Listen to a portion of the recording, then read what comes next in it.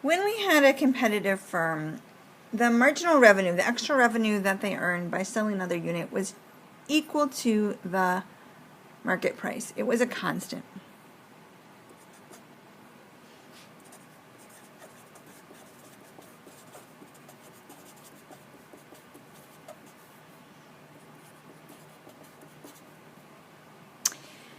That's what's different between competition and monopoly. In monopoly, what we will see is that marginal revenue is less than the price. They're no longer the same thing. They're different. They're being just divided into two separate things. And so marginal revenue is changing as we go along. So what does that look like?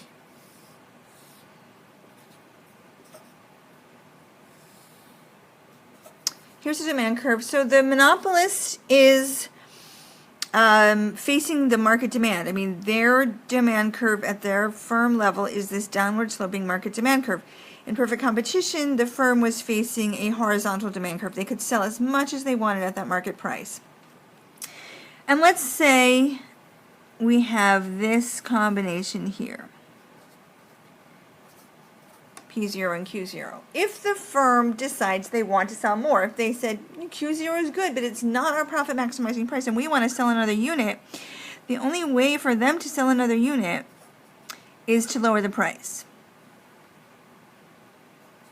Okay, they can't sell Q1 units at P0 because buyers only wanted Q0 units. So to sell that one more unit, they're going to have to lower the price, and we're assuming a single price monopolist, they have to charge the same price for all the units they sell.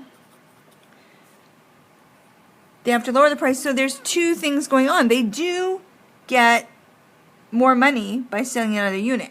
Okay, so that's plus P1. But they've lost money. They had to lower the price on all the previous units.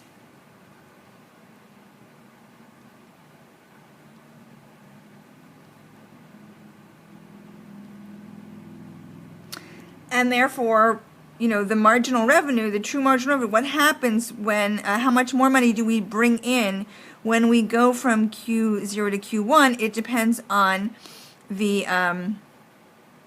this is a loss from the lower price. It depends on the balance of these two factors. We do have an upside. We sold another unit and we got money for that, but there's a downside. We lost money on all the preceding units because we didn't take in as much revenue from them as we used to. And so, this is the price of that unit, but marginal revenue is less than that because we have this piece that we have to take off.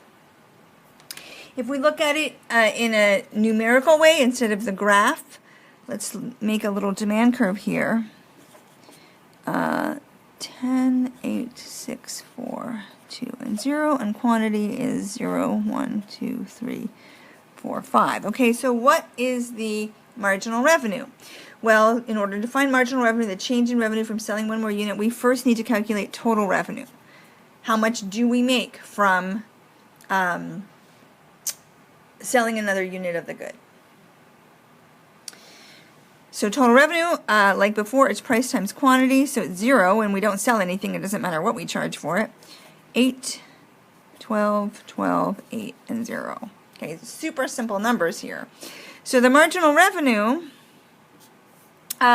we don't have any marginal revenue at 0 because we haven't changed anything, but when we sell our first unit, our marginal revenue is 8. Then the next unit, only 4. So what happened here? Well, we sold the unit at 6, so it's plus 6, but then our unit number 1, we used to be selling that for 8, and now we're only selling it for 6, so it's minus 2. So when we take the gain of 6, the loss of 2, we get 4. The third unit, marginal revenue is 0. So we sold another unit for 4, but now we had 2 units, and we lost $2 each on them because they both went from 6 to 4. So plus 4 from selling unit 3, minus 4 from a lower price on units 1 and 2 gives 0. And here we actually have negative marginal revenue. We're selling another unit, but we had to lower the price, a loss of 6 here on those 3 earlier units, a gain of 2, that doesn't do much, and then here, well, we lost all the $8 that we would have made before if we bring our price down to 0. So that's how to calculate marginal revenue, and we can see that, well, for the first unit that we sell, they're equal, but beyond that, it's always less than the price, because we're taking the price, we have a gain of this, but then a loss on the lower price from the preceding units. Let me know if you have any questions.